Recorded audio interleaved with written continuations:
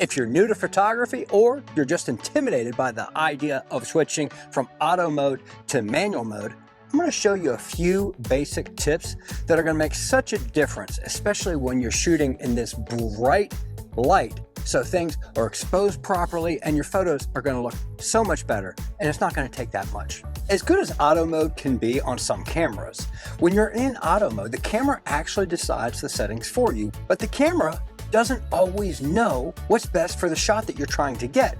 And that's where manual mode comes in, because in manual mode, you are in control. Here's a quick tip to get you started.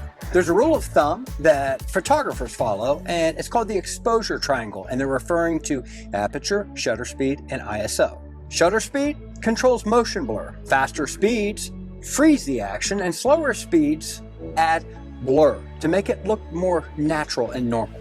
Aperture controls the depth of field. It's what adds that blurry, really nice background and makes your subject pop out. In ISO, it changes the brightness.